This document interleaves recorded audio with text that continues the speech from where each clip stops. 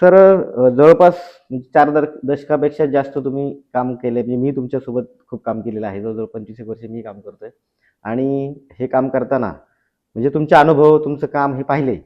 पण हे करताना म्हणजे प्रोडक्शन मॅनेजर, प्रोडक्शन कंट्रोलर किंवा एक्झिक्युटिव्ह प्रोड्युसर म्हणून तुम्ही वेगळ्या माध्यमातून गेलाय. तर याची नक्की सुरुवात कशी झाली? म्हणजे नक्की तुम्ही कुठले आहात आणि कसे काय या क्षेत्रामध्ये आलात?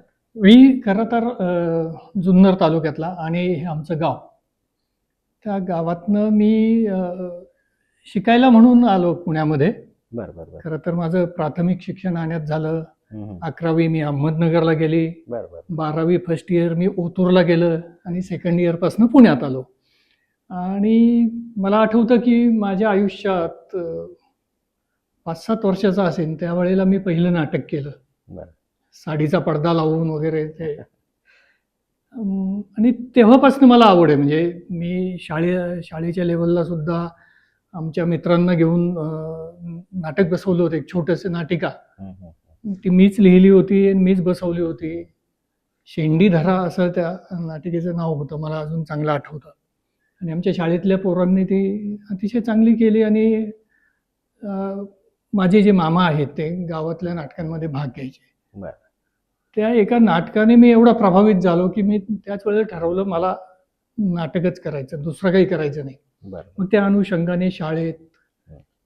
कॉलेजमध्ये हे पुढे पुढे जात राहिलं. हं. समाजभूषण बाबूराव उर्फ आप्पासाहेब जेधे महाविद्यालय हे माझं इथलं पुण्यातलं कॉलेज. तिथे नाटकाची काही पार्श्वभूमी नसताना मी तिथे पुरुषोत्तम करंडकामध्ये भाग घेतला. आम्हाला कुणी पैसे दिले नाही, फक्त आमचे जे शिक्षक आहेत त्यांनी वर्गणी करून आम्हाला ती एकांकिका बसवायला पैशाची मदत केली. बरोबर. ते चांगलं चाललं. पण तिथनं पुढे मी ते नाटक बसवायला जायचो आणि 3ऱ्या वर्षातच आमची एकांकिका नवामध्ये गेली. पुढच्या वर्षी नवामध्ये गेली. आणि एक काळ असा आला की पुढे सांगायला लागले की अरे थांबा, अजून 9 डिक्लेअर करू नका, जेधे कॉलेजची एकांकिका व्हायची. बरोबर. म्हणजे तो एक नाटकाचा किडा आहे, ते जे अंगात भिन्न असतं, हे तिथपासनं चालू झालं. मग तिथून पुढे मग मी शरद तळवलकर वगैरे अशा ग्रुपबरोबर नाटकाचं मॅनेजमेंट करायला लागलो. मग मॅनेजमेंट करता करता जो कोणी छोटा रोलचा कलाकार अवेलेबल नसेल त्याच्या जागेवर उभं राहायला लागलो. ते स्टेजचं डेअरिंग तिथनं यायला लागलं. आणि मग याच क्षेत्रात करायचं असं म्हटल्यानंतर माझे एक लेखक गुरु आहेत नाग करमरकर, ज्यांनी भरपूर चित्रपट लिहिले. तर त्यांच्या मदतीने मी एका दिग्दर्शकांकडे, बाबा पाठक ज्यांचं नाव, ज्यांनी संत वाहते कृष्णामाई, प्रपंच वगैरे अशा सारखे चित्रपट केले होते. त्यांचा नवीन चित्रपट चालू होणार होता, वारसा लक्ष्मीचा. म्हणजे मध्ये थांबलेला होता पण पुढचं काम चालू होणार होतं. तर मला त्यांनी त्यांच्याकडं सहाय्यक म्हणून पाठवलं डायरेक्शनला. आता ऑलरेडी त्यांच्याकडे 4-5 मुलं डायरेक्शनला होतेच त्यांचे. पण नाना काकांनी पाठवल्यामुळं, ते दोघं मित्र असल्यामुळं त्यांनी मला ये म्हटले, तू माझ्याकडे, मी शिकवतो तुला. शिकवतो म्हणण्यापेक्षा त्यांनी ते प्रेमाने, आम्ही 4-5 जण आहोत, आता सगळे आपापल्या ठिकाणी मोठे आहेत, समीर कवठेकर असेल किंवा आमचा रत्न पारखी असेल, संजय गोडबोले असेल, अशी आमची एक टीम होती. आणि आमच्या सगळ्यांना ते पांड्या नावाने हाक मारायचे. असं पांड्या तू हे कर, पांड्या तू कर, असं हे चालायचं त्यांचं.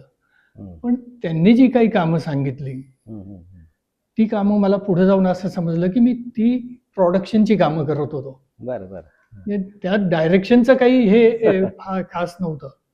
त्यानंतर दुसरी फिल्म मला मिळाली राम गबाले सरांची. त्यांच्याकडे मी असिस्टंट म्हणून गेलो. त्यांनी पाहिलं की तिथेला जो प्रोडक्शन मॅनेजर होता, तर त्याला मी बऱ्यापैकी मदत करतोय आणि हे करतोय. आणि त्यांनी मग मला घेतलं की तू प्रोडक्शनचं काम चालू कर, जे पुण्यामध्ये फार कोणी नाही आहेत, आणि तू ते उत्तम करतोस. मी हसलो. तर ते म्हटले, का हसलास? म्हटलं, उत्तम मी प्रोडक्शनचं काम करतो याचा दुसरा अर्थ असा होतो की मी डायरेक्शनमध्ये चांगलं करत नाही. ते म्हटले, बरोबर आहे, तुला डायरेक्शनमध्ये फार गती नाही. म्हणजे त्यांनी एवढं स्पष्टपणे सांगितलं. आणि मला या क्षेत्रात टिकूनच राहायचं होतं. आणि या पद्धतीने मी माझा श्री गणेशा प्रोडक्शनमध्ये, तिथनं पुढं मग मला फक्त प्रोडक्शनसाठीच बोलवणं येत राहिलं. वा वा. म्हणजे कोणीतरी सांगावं लागतं की तुमचा नक्की कल कुठला आहे, हो मग ते सांगणं हो, खूप हो. गरजेचं आहे. म्हणजे तसा गुरु हा. मिळणं खरं हे असतं की बरोबर आहे. हा. तुमची धाव कुठपर्यंत आहे हो हो हो. हे ते गुरुनी सांगितलं तर ते लवकर, नाहीतर मी भरकटत राहिलो असतो बरोबर आहे. नाही, ते इकडे योग्य वेळी तिकडे. योग्य गायडन्स दिला की माणूस त्या ट्रॅकवरती येतो. करेक्ट आहे, ती महत्वाची गोष्ट आहे. करेक्ट. आणि सर आता म्हणजे हे साधारण कधी 1980 85 हे 85 नंतर नाही 86 ला 86 नंतर. 86 ते 86. 90च्या दरम्यानची बरं गोष्ट आहे. बरं बरं.